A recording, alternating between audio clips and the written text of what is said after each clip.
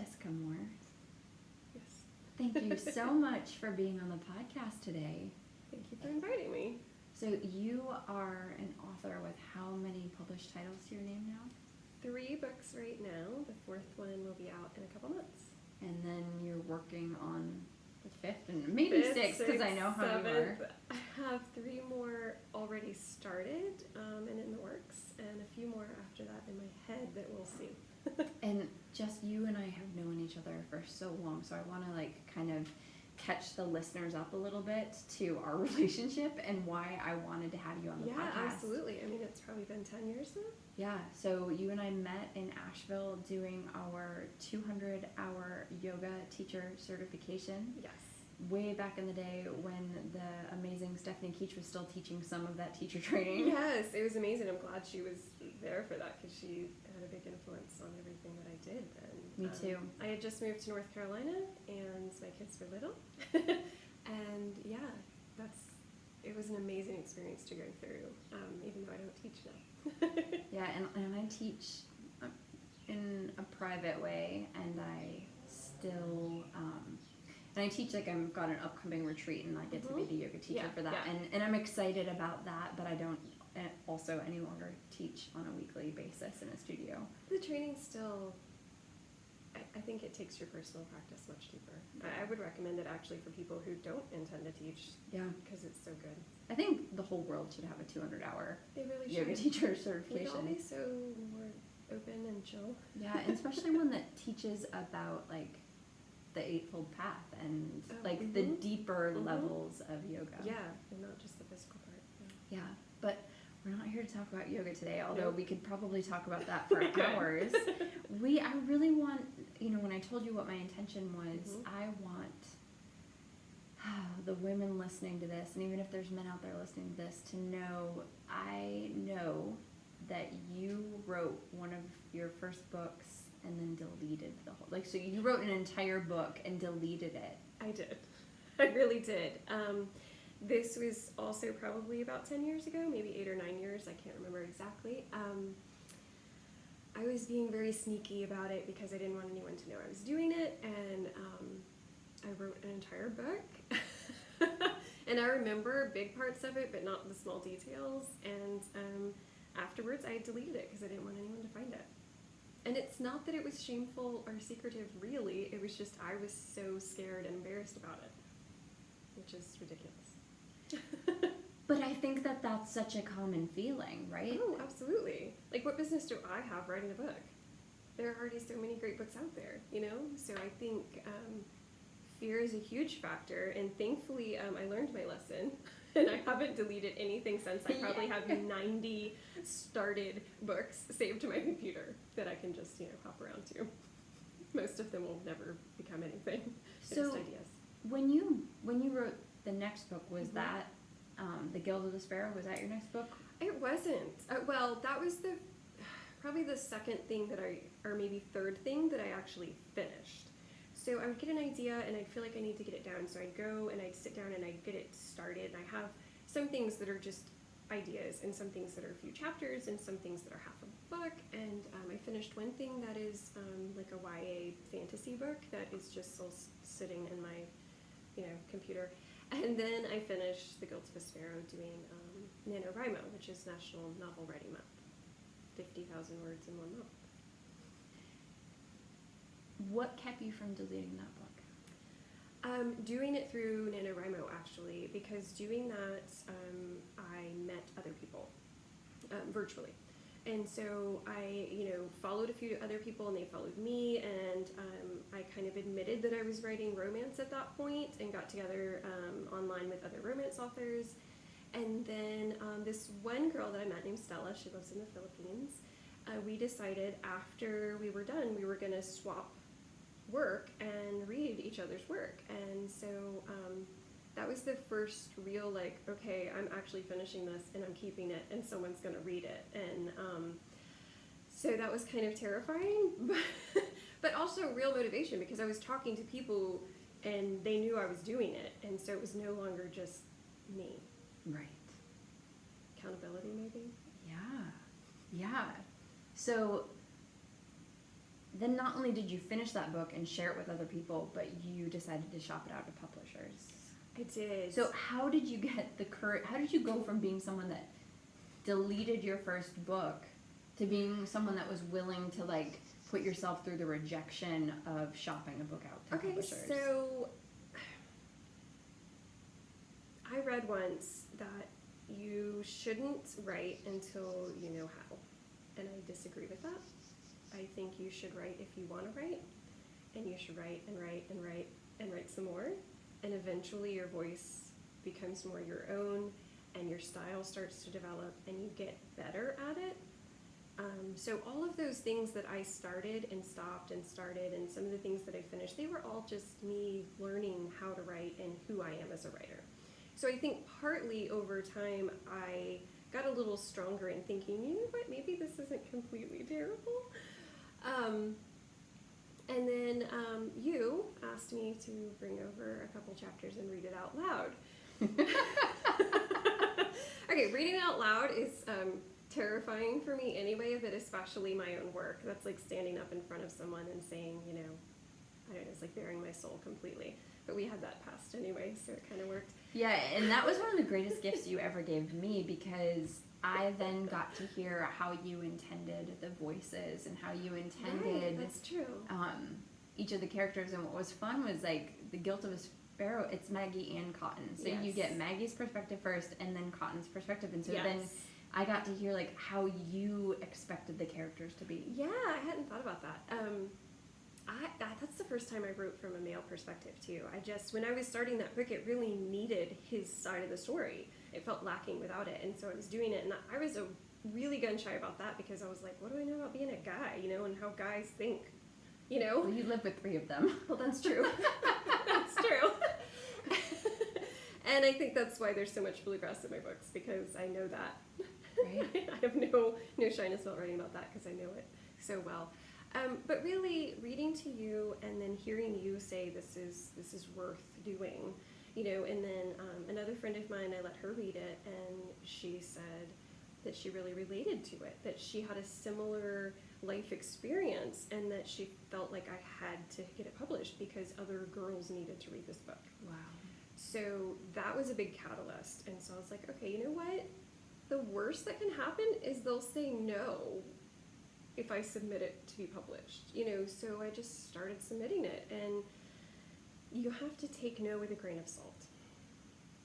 I've read books that I don't enjoy that other people love, and so you can't take it personally if a publisher says this is not right for me. It's Right. not, it doesn't mean that you're a bad person, it doesn't mean that your writing is bad, it just means they're not into it. Right. And that took me a few years to learn, actually, but I feel pretty good about that now. Like, you don't have to like my book.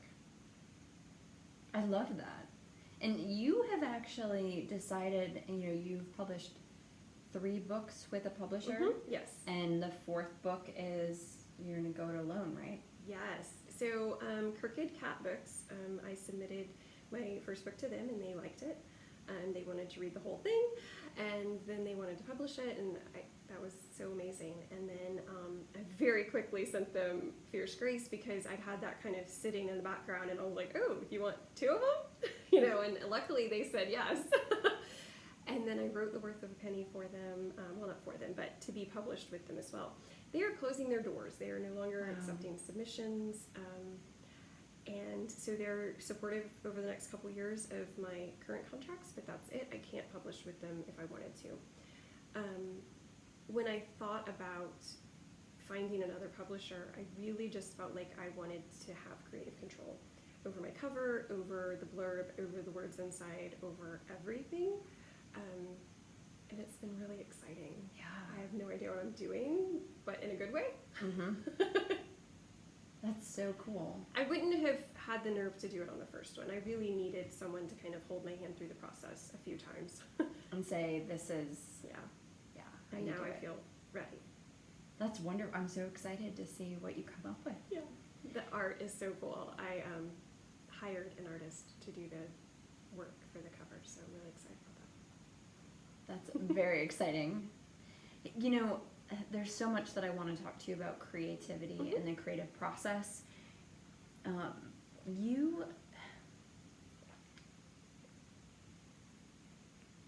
are not shy in saying that it's about you, but it's not about you. Yes, correct.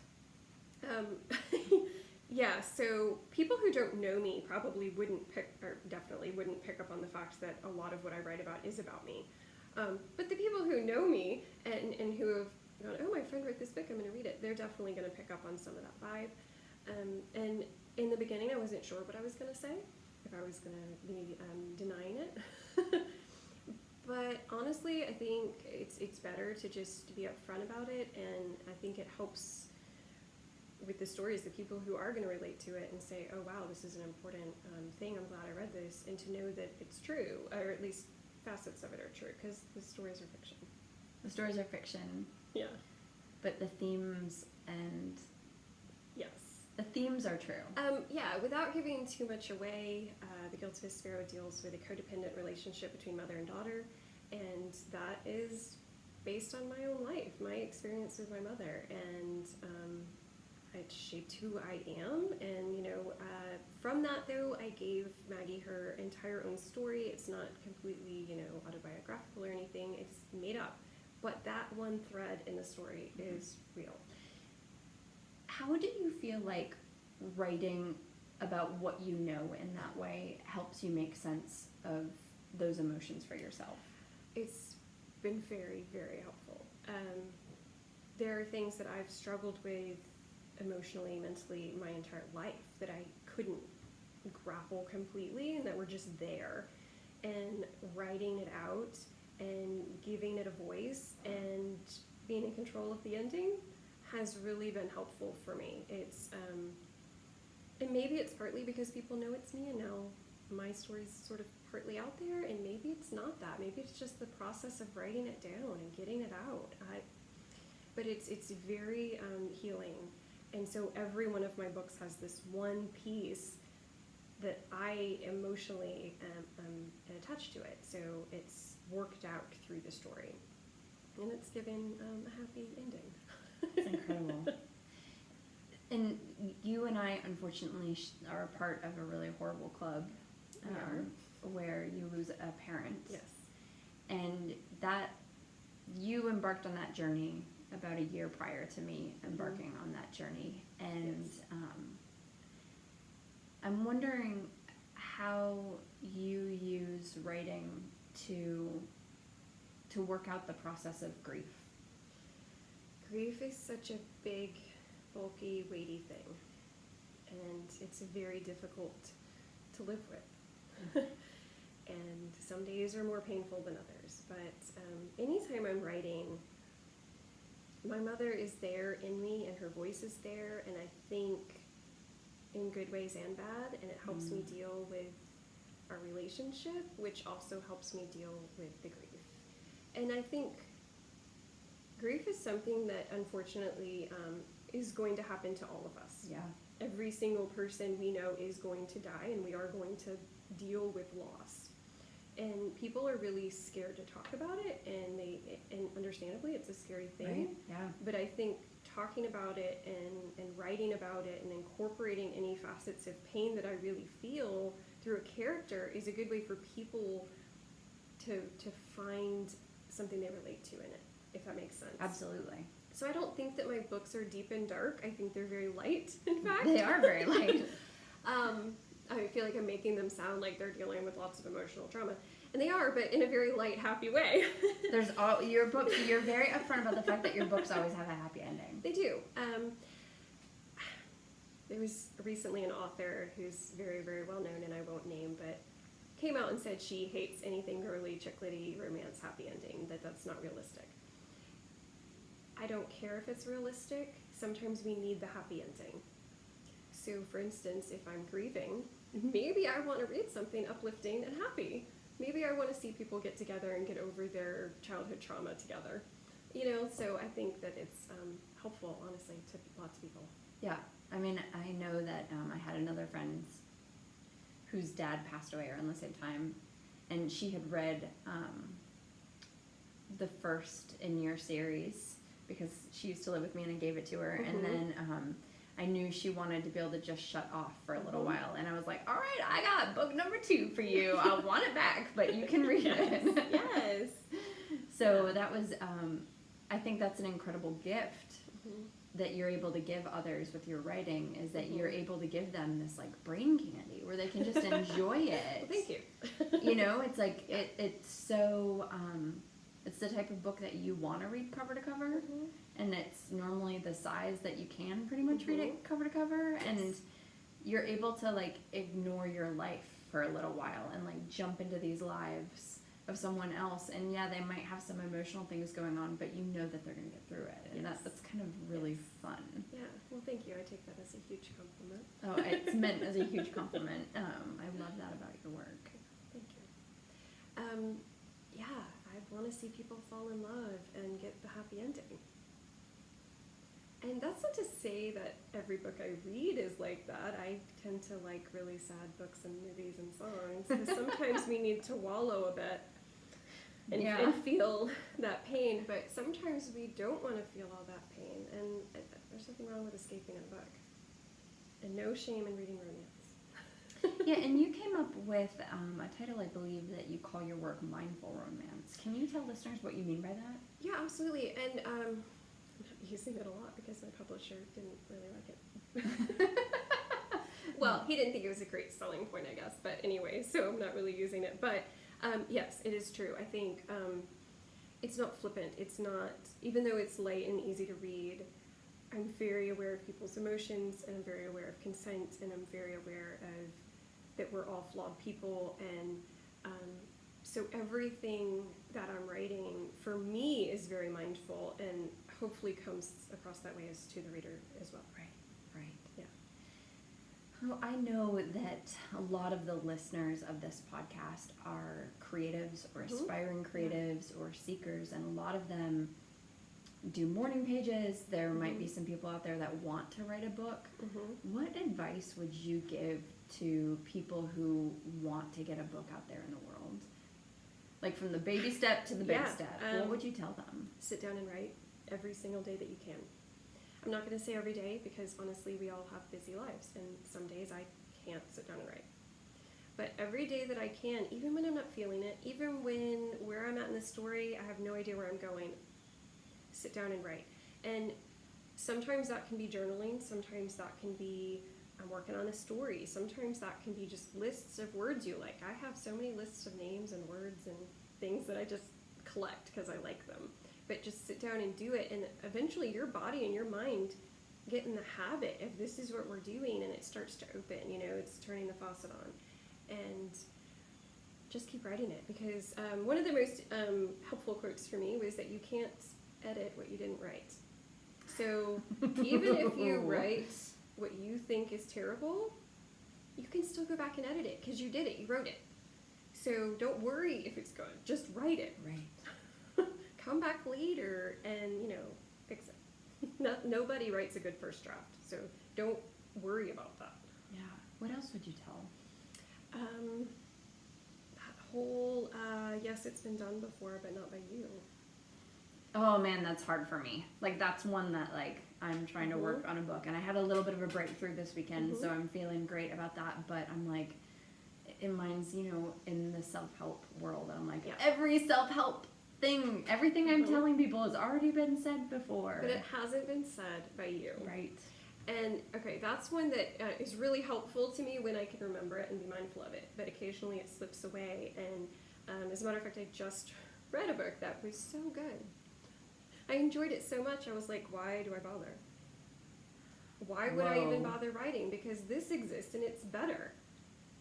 And so then I went and talked to my 15-year-old who plays mandolin, and he's very good, not from a mother's perspective, but he's award-winning in lots of ways. And I said, okay, so when you hear someone who is quote-unquote better than you, how does that make you feel? Because I was just trying to, you know, see if I was alone in this. And he said, gives me something to work for. You know, but it's awesome. Whoa. He was like, I prefer playing with people who are better than me so that I can work at getting better. And I was like, wow, okay, good for you. Let me sit with that that for a minute. Wow, the wisdom of a 15-year-old. Yes. Not at all was he like, I hear someone great and I think I shouldn't bother playing. That wasn't even a thought in his mind. So I explained to him how I had felt, and he was like, well, that's just ridiculous. And I was like, okay. You know, kids probably love being able to call their parents ridiculous. Right? Yes, I'm sure that he did. But it's true. Yeah, yeah. Like, I can get all worked up about it, but then I'm like, you know what? No one's telling the story that I'm telling. Right. And yeah. That's true. And whether it's better or worse or whatever, it's easy to get caught up in that. It takes effort to remind yourself, or for me at least, that it doesn't matter. Just how do you define creativity? How do I define creativity? Partly not following rules.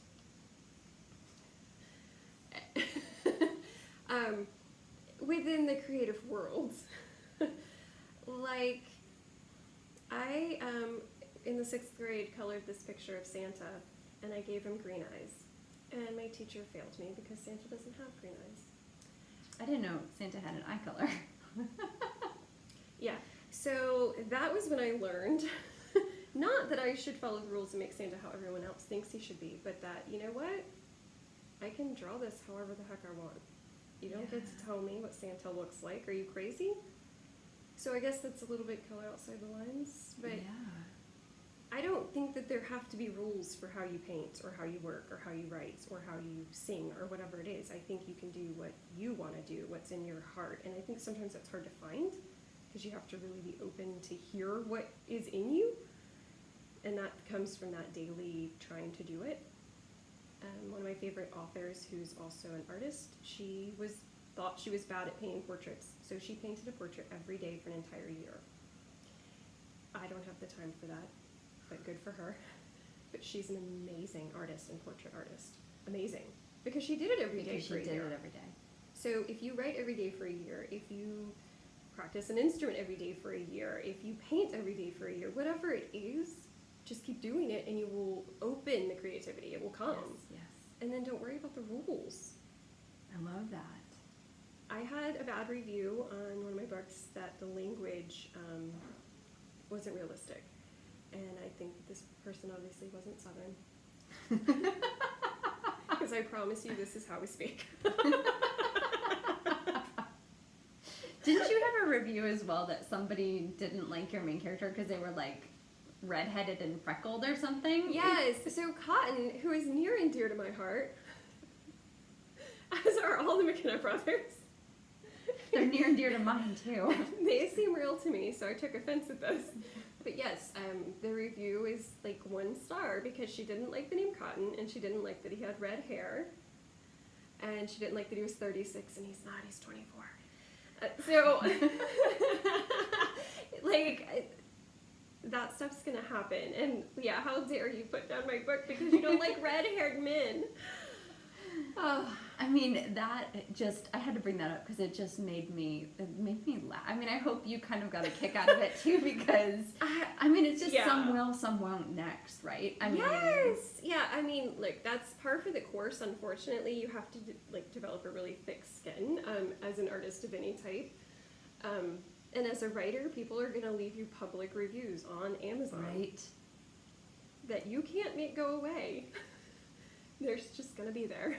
And so, yeah, it's going to say that, you know, I hated this because his name was Cotton, he had red hair. And what do you do about that? Yeah. Oh, well. And, you know, I spend a lot of time picking names. It's really important to me. And I feel out who a person is when I'm coming up with their names. And I tend to use historically Appalachian names. Appalachian? Appalachian, yeah. So, I love that. And Cotton is from this area that name is, so. Love it. Yeah. Well, me too. So, okay, if you could go back and sit down your high school self and tell her anything, what would you want her to know? Oh, gosh. My poor high school self was very shy and very worried about what people think and had no idea what to do with her life. Okay, wouldn't actually change anything because I'm happy with my life and how it's turned out. But I would tell her to do what she wanted to do and not what she thought she should do. I spent a lot of time basing my decisions on what I thought was smart instead of what I really wanted to do. And I didn't do any art or writing, even though I knew I wanted to be a writer when I grew up. I did the thing that I thought was practical, and I went to dental hygiene school because I could get a job anywhere. There's dentists everywhere. Yeah. So,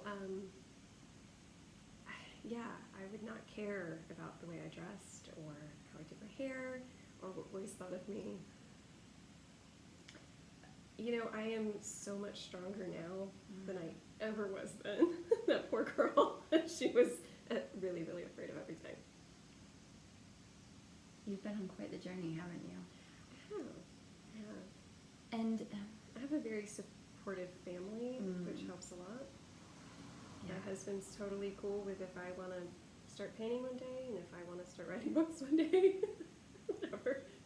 Decide I'm going to be a yoga teacher one day. That's great. So, yeah. Is there anything else you want the listeners to know? Oh, gosh. Read what you want. Do what you want. Don't listen to people unless they're your cheerleaders. There's enough negativity, and that sort of thing comes in handy sometimes because sometimes we need someone to point out mistakes and fix them. But I think it's more important to have people who are going to say, you got this, you can do this. Right. Yes, absolutely do this. No matter what it is. Yes, Yeah. yes. I needed cheerleaders, and I found them, and my husband and you, and my friend Cindy, and, you know, then I went for it. And people have had my back since then, and that's what you need. You need support. I love it. And how do you live a life of abundance? That's something I'm struggling with right now. Let's blame the grief. But in general, I think it takes intention. It takes you thinking about it every day and wanting it and creating opportunities for it. And sometimes we're busy, sometimes we're caught up with our other things, sometimes it slips away and we have to come back to it. But I think to feel it and experience it, we have to make space for it. We have to intentionally be aware of that and welcome it. Jess, thank you so much for being on the podcast. Thank you for having me. I've been looking forward to it for a long time. Me too.